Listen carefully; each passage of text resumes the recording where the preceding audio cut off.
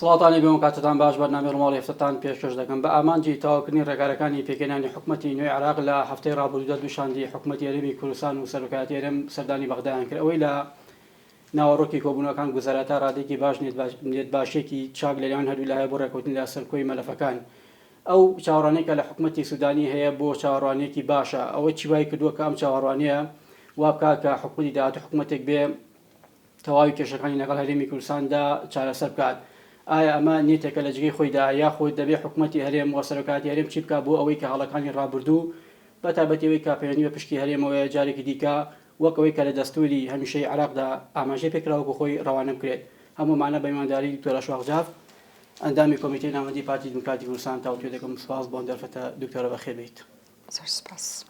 دکتۆرە ئەوەی لە ناوەڕۆکی کۆبوونەوەکان گوزەرا جۆرێک لە دڵخۆشی پێوە دیارە بەوەی کە ئەم جارە لاپەڕێکی نوێ لەگەڵ حکوومەتی عراق هەڵدەدرێتەوە ئەم نیەتە ئەم بۆچوونە لە جێگەی خۆیدایە فعلەن وایە؟ بەڵێ سڵاو لە جێنابێت لە بینەرانی کەناڵەکەتان. بەحقەت مەسلەی دڵخۆشی یان گەشتبینی و ڕەشبینی ئەمە لە سیاست بەش بە حاڵی خۆم من زۆر ئەهتیمامی پێ نادەم چونکە ئەزمون گرنگە. ئێمە ئەزمونمان لەگەڵ حکوومەتی عێراقی ئەزمونێکی باش نەبوو بە حکمی ئەوەی کە کابینەکانی ڕابردوو یەک بە دوای یەک هەر کاتێک سەرۆکی ئەنجومەنی وەزیران پۆستە متمانەی وەردەگرت ئەو کاتە ئەو کارنامەی حکومی کە پەرلەمان پەسەندی دەکات جێبەجێ ناکات لەسەر ئەزواقع. لەم کابینیە کابینەی حکوومەتی عێراقی سەرۆکی ئەنجومەنی وەزیران محەممەد شیع سوودانیە. محەممەد شیع سوودانیە وەکو شەخصی خۆی کە ئێمە کارمان لەگەڵ کردووە بەش بە حاڵی خۆ من 8 ساڵ کارم کردووە لەگەڵی کاتی ئەوەی وەزیری مافی مرۆڤ بوو و وەزیری کار و کاری کۆمەڵایەتی بوو. ئینسانێکی میهنیە حەزی لە جێبەجێکردنی یاسایە حەزی لە پێدانی مافە بە پێی دەستورە. یعنی ئەمە وای کردووە کە ئێمە بڵێن خاڵێکی ئیجابیە بەڵام ئەمە تەنها ئەم خاڵە ئیجابیە کافی نییە بۆ چونکە هەمومان دەزانین ئێمە هێزە سیاسەکان وا دەکات کە کارنامەی حکومی جێبەجێ نەکرێت لەسەر ئەرزی واقعە. یعنی وەکو فشارێک بۆ نمونەیان زەمینە سازیەک ئامادە نابێت بۆ جێبەجێکردنی کارنامەی حکومی بە حکمی ئەوەی کە ئێمە تەنها ململانەی هێزی سیاسیکەمان نییە لە عێراق بەڵکو وڵاتانیش ململانەی خۆیان لەسەر خاکی عێراق یەکلایک دەکەنەوە. ئایا ئەو مەساحەیە پێدەدرێت محەممەد شیع سوودانی بۆ جێبەجێکردنی کارنامەی حکومی خۆی یان نە؟ ئەوە تەحدیدی دەکات ئایا کارنامەی حکومی جێبەجێ بکرێت ئایا مافی هاوڵاتیانی عێراقی نەکو تەنها کوردستان لە زاخۆ تا بەسڕا پێیان دەدرێت بەپی ئەمرێک یعنی کارنامەی حکومی یان نە؟ دکتۆرە ئێستا کارنامەکە دیارە بۆ نمونە هەوڵەکە هەیە ڕێکوتنەکە هەیە یعنی ئەوشی کە باس کراوە لە زاری وتەبێژی حکوومەتی هەرێمەوە کە فعلەن لە تێگەشتەکان لە ئاستێکی باشدایە و سوودانی بۆ خۆی یعنی فەرمانی دەرکردووە کە لیژنەیەکی تەکنیکی لە نێوان هەردوو لا پێک بێ بۆ چارەسەرکردنی کێشەکان.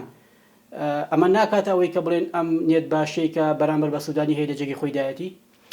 وەکو ئەمەژەم پێکرد کێشەکان بە نیەت تەنها چارەسەر ناکرێت بەڵکو بە هەنگاوەکان یعنی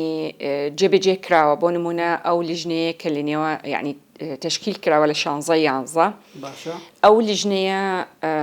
ئەرکەکەی ئەوەیە کە گفتوگۆ بکات لەگەڵ وەفدی حکوومەتی هەرێمی کوردستان و بۆشیان هەیە هەر طبعا لە دەرەوەی ئەم لیژنەیە هەر کەسێک پێیان باشە کە پەیوەندیەیان هەیە بەو مەلەفانەی نێوانی هەرێم و بەغدا بانگێش بکرێت کەواتە هەنگاوەکان دەستی پێکردووە و ئەمەش خاڵێکی ئیجابێت. جگە لەمەش لە کارنامەی حکومی لە بەشی تەنفیزی لە مادەی 23 زۆر بەوازحیش باسی کردووە کە ئەو لایەنانە کە ڕێکەوتن لەسەر ئیدارەدانی دەوڵەتی عێراقی و ئەمزاشیان کردووە دەبێت کات بدەن لە بۆ گفتوگۆ لە نێوانی هەردوو حکوومەتەکە بە شێوەیەکی دەستوری. ئەم خاڵە زۆر گرنگە بە شێوەیەکی دەستوری کێشەکان چارەسەر بکەن و تشکیلکردنی ئەو لیجانەی دارایی یاسایی و هەروەهاش لە بواری تەشریعیش کە بتوانین ئەم یاسایانە کە پێویستە یعنی پەیوەندیان هەیە بەو مەلەفانە کە ماون چارەسەر نەکراون جێبێجێ بکرێتەوە هیچ هەنگاوێکی ئستفزازی ننرێت بۆ تێکدانی مفاوەزات لە نێوانی هەردوو حکوومەتەکە ئەم خاڵە هەمویان ئەمزایان کردووە بۆیە ئەم خاڵەش ئەتوانین بڵێن هاوکارە بۆ ئەوەی کە ئەو بەندانەکە جێگیر کراوە لە کارنامە حکومی جێبەجێ بکرێت لەسەر ڕێزی واقع بۆ جێبەجێکردنی ئەم خاڵانی کە لە نێوان هەردوو لا باس کراوە سوودانی بەتەنها شخصێتی کەسایەتی سوودانی بەتەنها دەتوانێت ئەمە بکە یاخود بە هێندەی ئەمەش پێویستی بە توانای دەرەوەی هێزەکانی خۆی هەیە لەمەدا هێزەکانی دیکەی عراق هاوڕان لەگەڵەوەی کە کێشەکان نێوان هەولێر و بەغداد چارەسەر ببن وەکو ئەماژەم پێکرد بە پێی مادەی 23 ئاماژە بەوەی کردووە کە هەموو ئەو هێزانە کە تشکیلی ئەم حکوومەتیان یعنی بەشداریان کردو لەم حکوومەتە ئیمزایان کردووە کە دەبێت کێشەکان لە نێوانی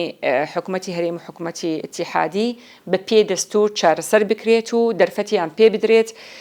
بۆ گفتوگۆ لەسەر موازنە یعنی بودجە و هەروەهاش لەسەر تەشریعکردنی یاسای نەوت و گاز و لەسەر مەسەلەی مادەی 140 تشکیلکردنی مەجلیسی ئیتیحاد و هەموو خاڵەکانی تر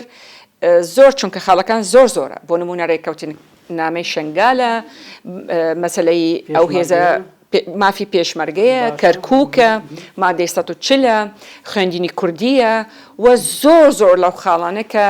جێگیر کراوە لەناو ئەم ڕێککەوتن خاڵانە لە ساڵانی ڕابردوویشدا بە شێوەیەک لە شێوەکان جێگیر کراوە کە دەستورە میشە کرا بە بنەمای چارەسەرکردنی کێشەکان لەگەڵ حکوومەتی بەغدا بەڵام ئەوەی کە لە ئەمری واقع بینرا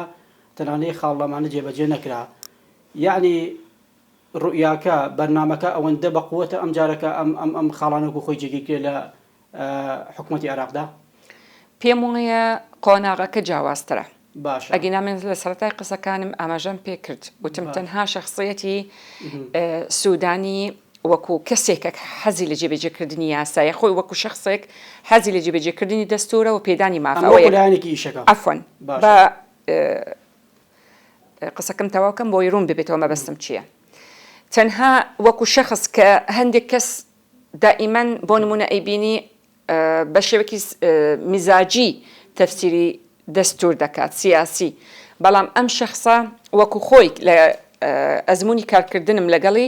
حەزی لە جێبەجێکردنی یاسا و پێدانی مافە یەک دووش وەکو نیەتش هەیە بەڵام دووبارەوتم ئەمە یعنی تەحدید دەکرێت ئایا زمینە سازەیەک هەیە ئایا ئەو وڵاتانە کە ململانەکانیان لەسەر بەرژەوەندەکانی خۆیان لە عێراق ڕێگەی پێدەدەن ئایا هێزە سیاسەکان کە کاندیدیان کرد و هەروەهاش ئیمزایان کرد لەسەر ڕێکەوتنی تشکیلکردنی حکوومەت و ئیدارەدانی دەوڵەتی عێراقی ئەوانە پیشگیری دەکەن لەم هەنگاوانە کە خودی خۆی جێگیری کردووە لە کارنامەی حکومی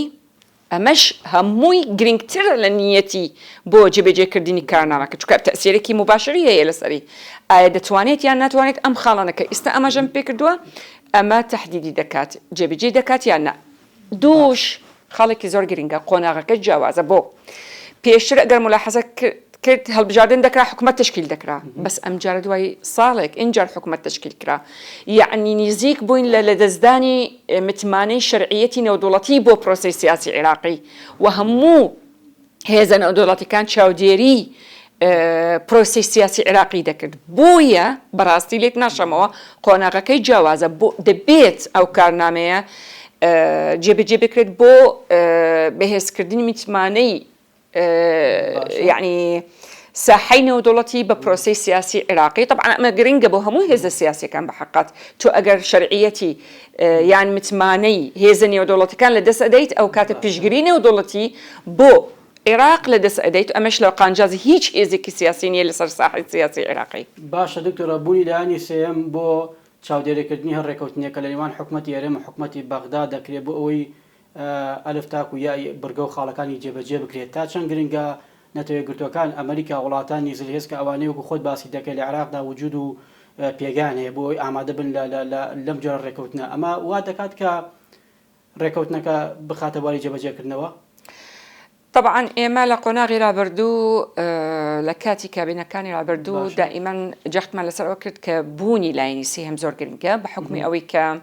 بوونی لاینی سێهەم مەبەستم ئەوە بوو کە ئەم بەندە دەستوریانە کە پەیوەندیان هەیە بە مافی ملەتی کورد بە شێوەیەکی سیاسی مزاجی تەفسیر نەکرێت چونکە ئێمە مافمان بەڕاستی لە ناو دەستورە لە بەندەکانی دەستور کە پەیوەندیان هەیە بە ملەتی کورد دەبێت بە شێوەیەکی یاسایی دەستوری تەفسیر بکرێت نەکو میزاجی سیاسی وەکو ئەوە لە قۆناغی رابردوو بۆیە ئێمە جەختمان لەسەر ئەوە دەکرد کە دەبێت لاینی سێهەم کێ دەبێت یونایتد نیشنە ئومەمی متحیدەیە بۆ چونکە ئومەمی متحیدە بوونی لە عێراق لەسەر داواکە کارکردنی حکوومەتی عێراق یعنی حکوومەتی عێراقی داوای کرد کە ئومەمی متحیدە یونایتد نیشن بێت بۆ ئەوەی زۆر طبعا ئەرکی زۆرە یەکێک لە ئەرکانە تەسهیلی گفتوگۆکان چی لەگەڵ یعنی لە نێوانی هێزە سیاسەکانەوە چی لەگەڵ وڵاتانی دەوروبەر یەکێک دەڵێم لەو ئەرکان ئەگینا ئەرکەکانی زۆرە بەڕاستی بۆیە لە ژێر چەتری یونایتد نیشنە ئەو گفتوگۆیانە کە کرا لە کەرکووک و هەروەهاش لە شەنگال بوونی لاینی سێهەم گرنگە ڕاستە طبعا خۆی ڕەئی مولزم نییە ئەگەر بەپێی یعنی کارەکانی مولزم نییە ڕەئی بۆ هێزە سیاسەکان بەڵام ڕەئی لە ناو مەجلیسی ئەمن زۆر گرنگ ئەبێت ئەم ڕەئا لە کاتی خۆی لە سەروبەندی خۆی لە حکوومەتەکانی پێشووتر گوێ لێگیرە وەکو ئاماژەم پێکرد لەم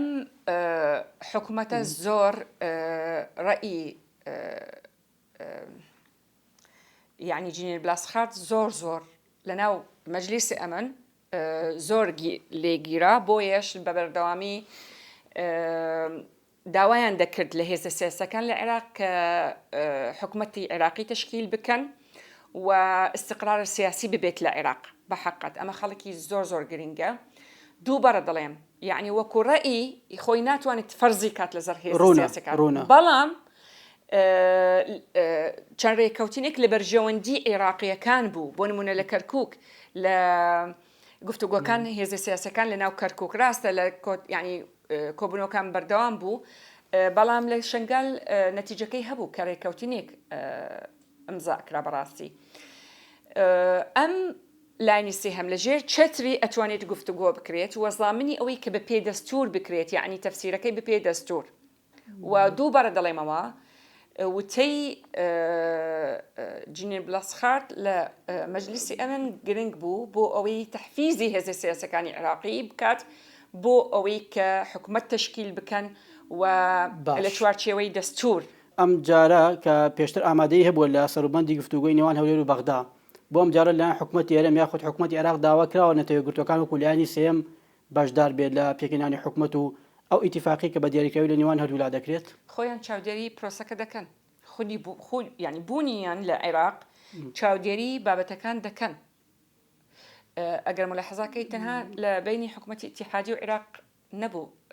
لە نێوانی هێزە سیاسەکانی کوردستانش بوو باشە ئامادەی هەبوو و لە گفتوگۆکانیش و داواشی دەکرد کە یعنی گفتوگۆکان زیاتر بکرێت دەربارەی هەڵبژاردننی پەرلەمانی کوردستان کەواتە بوونی لاینی سێهەم چەتری یونایتد نیشنە گرنگە بۆ نزیککردنی هێزە سیاسەکان لە یەکتری و بگەنە ڕۆیەکی مشترک دەربارەی هەر بابەتێک باشە جێبەجێکردنی بڕگە و مادە یاسایەکان بە تایبەتی نەوت و گاز پێشمەرگە شنگال هەموو ئەمانە کۆمەڵێک مەلەفی هەڵپاسێدراون لە نێوان هەردوو لا هیچ سەقفێکی زەمانی دیاری کراوە کە دەبێت لە ئەوەندە لە ماوەی ئەوەندە ئەم مەلەفانێک لای بکرێتەوە لە حکوومەتی داهاتوو بەڵێ ئەمەوەی تعقیبێک بکەم بە نسبەتی جێبەجێکردنی بەرگەکانی کارنامەی حکومی ئەمە ئەرکی حکوومەتی عێراقیە یعنی وەکو جێبەجێکردن و گفتوگۆکان لە نێوانی حکوومەتی هەرێم و بەغدا لە دانانی بۆ نمونە ڕەشنووسی یاساکانە یان بۆ نمونە ئامادەکردنی بودجەیە بەڵام یونایتد نیشنە وەکو ئاماژەم پێکرد هەوڵی ئەوە دەدات کە لاینە سیاسەکانی نزیک کاتەوە لە یەکتری بەڵام ئەرکی ئەو نییە جێبەجێکردنی ئەو برگانەیە ڕوونە ئەوە دەبێت وازح بێت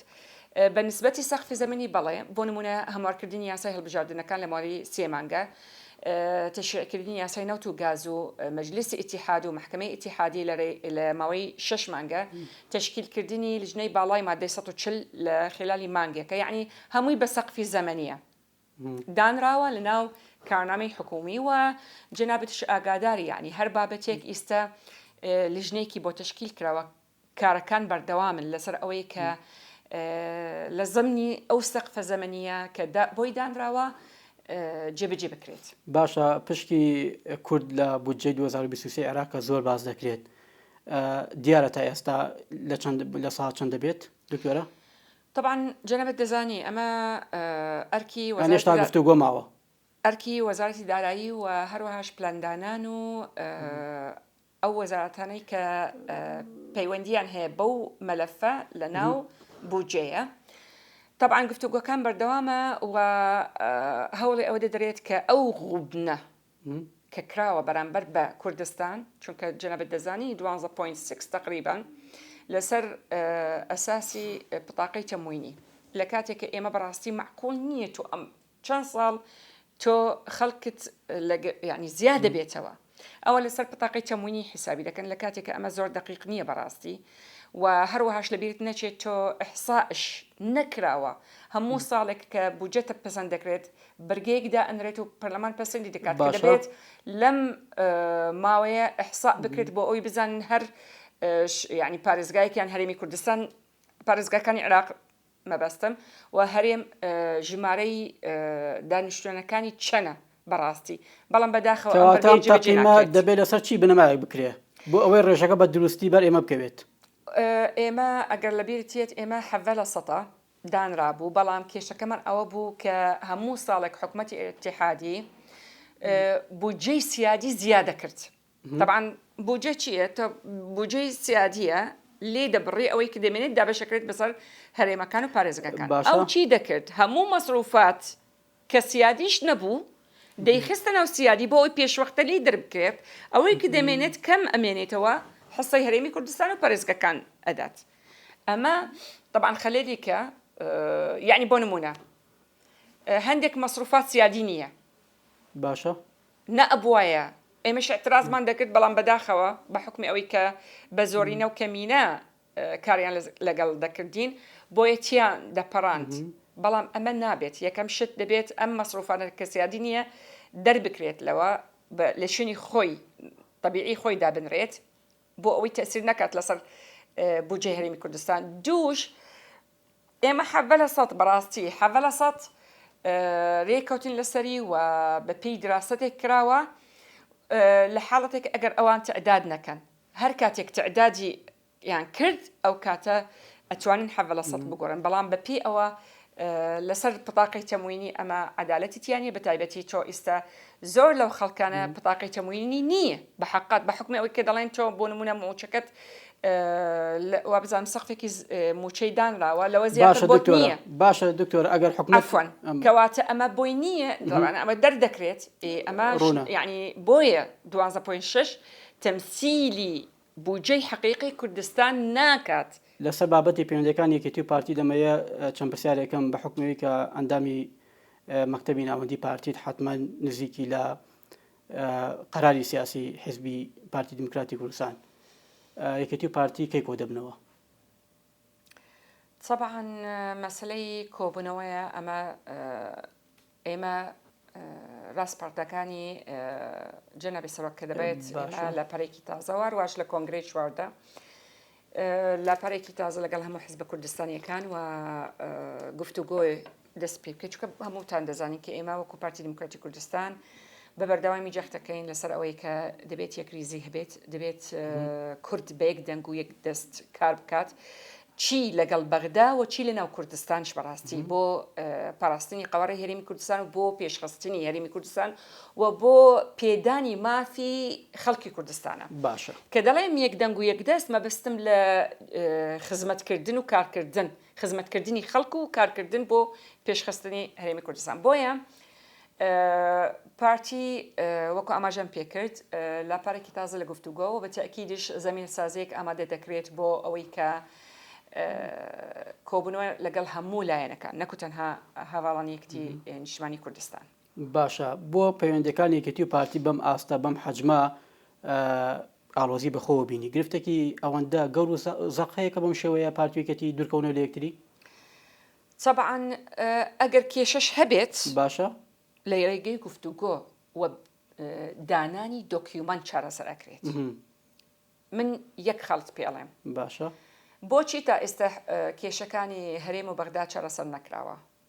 چونکە حکومەتی بەغدا ماوەیەکی زۆر دانەنیشت لەسەر مێزی گفتوگۆ و بەڵگەکان چونکە هەرێمی کوردستان ئامادەی خۆی دەربریوە کە بە بەڵگە دانیشێت و گفتوگۆ بکات. ئۆکەی؟ حکومەتی بەغدا خۆی دەدزی لەم خاڵە چونکە دەزانێت خۆی ئیلتیزاماتی دەستوری بەرامبەر هەرێمی کوردستان جێبەجێ نەکردووە بۆیە دائەنەنشت. ئێستا لەم کابینەیە یان ئەتوانین بڵێن لە کابینەی رابردوو و ئەم کابینە بۆچی تا ڕادەیەک پەیوەندیەکان منەظەمترە لە چوارچێوەی دەستور چونکە دانیشتنێک لەسەر مێزی گفتوگۆ دانانی بەڵگە لەسەر مێزی گفتوگۆ چارەسەرە باشە بەحقەت و بوونی لانی سێهەم کە یونایتد نیشنە کە ئەیبینێت بەو شێوەیە هەرێمی کوردستان بەڵگەکانی داناوە و ئەوە ئەکات کە تۆ کێشەکان دکتۆرە من ئەفۆن ئەگەر بارە ئێمەوە باشە دووش من بە بەرەدارانی یەکتری نیشتیمانی کوردستان دەڵێم ئەگەر کێشەیەک هەبێت یان رەخنەیەک هەیەوێت لە حکوومەت نابێت لە ڕێگەندەکان بەس باس ئەکرێت وەرن دانیشتن لەسەر مێزی گفتوگۆ بە دۆکیومنت ئۆکەی گلەیەکەت لە حکوومەتە بە دۆکیومنت ئیسباتی کە ئەمە ئەو گلەیە مەزبوطە بۆ ئەوەی چارەسەر بکرێت ئەگەر گلەیەکێتش لە پارتی دیموکراتی کوردستان وەرە ئەو مەکتب سیاسیشمان هەیە دابنیشین بەیەکەوە بە بەڵگە بەڵام تەنها لە ڕێگەی ئەعلام و بڵێن من گلەیم هەیە ئەمە بەڕاستی عەفوەن خەڵک ماندوو دەکات خەڵکی کوردستان ماندوو دەکات و خەڵکی کوردستان بەڕاستی پێویستی بەوەیە کە یعنی هیلاک بووە خوێنی داوە شەهیدی داوە قوربانی داوە ئێمە نەجاتی ئەوەی کە کێشەکان لە ماڵی خۆمان یعنی گەورە بکەین و دانەنیشین با ئێمە بە یەکدەنگی و یەکرێزی مافی ملەتی کورد بێنین لە حکوومەتی ئیتیحادی بۆیە من دەڵێم تا دانەنیشن و بە بەڵگە ڕەخنەکانیان یان گلەیەکانیان لە حکوومەت ئەگەر لە حکوومەت بێت بە بەڵگە و ئەگەر لە پارتیش هەر بە بەڵگە لەسەر مێزی گفتوگۆ چارەسەر نەکرێت ئەمە بەردەوامی وەکو پارتی بۆتان ڕوون بۆتەوە کە گلەیەکانی پارتی لە حکوومەتە یاخود لە حیزب ئێمە وەکو ئاماژەمان پێکرد ئێمە داوا دەکەین لە هەواڵان یەکتی نیشتیمانی کوردستان باشە تهدیدی گلەیەکانیان لە چییە لە حکوومەت بێت بەڵگە بابێن ینی لەسەر مێزی گفتوگۆن ئێمە بەڕاستی هەمومان خەڵکی ئەم کوردستانی یعنی و هەمووی داوای خەڵکی یان مافی کوردستان دەکات بۆیە لەسەر مێزی گفتوگۆ ئەم کێشانە ئەگەر هەبێت چارەسەر بکرێت نەکو تەنها لە نەکو ئەفۆن تەنها بە لێدوان هیچ کاتێک لێدوانی ئەعلامی چارەسەر نییە ئەگەر کێشێک هەبێت دانیشتن لەسەر مێزی گفتوگۆ بە بەڵگە بڕۆنە ئەمە چارەسەرە باشە وەک دوایین پرسا لێک خولەکە وەڵامەکەم دەوێت دکتۆرە وادەیەکی دیاریکراو هەیە هەوڵێکی جددی هەیە کە بەم نزیکانێکی پارتی کۆ ببنەوە هەمومان دەزانین جەنابی سەرۆک وەکو ئاماژەم پێکرد و هەروەهاش لە کۆنگرەی چواردە جەخت لەسەرەوەیان کرد کە دەبێت لاپەرێکی تازە و گفتوگۆ لەگەڵ هەموو هێزە کوردستانیەکان بۆ ئەوەی کە ماڵی کورد ڕێک بخرێت و لە بەرامبەر حکوومەتی ئیتیحادی داوای ماف و استحقاقاتی دەستوری ملەتی کورد بکەین بەڕاستی ئەمەش بە هەمومان ئەکرێت بەیەکەوە دکتۆرە ئاشواقجار ئەمدامی کۆمیتەی ناوەندی پارتی دیموکراتی کوردستان سپاس بۆ ئامادەبوونی دووبارە بەخێر بێت بینەرانی بەڕێز و خۆشەویست ساتەوەرێکی دیکۆ بەرنامەیەکی دیکە هەر شاد و بەختەوەر بن.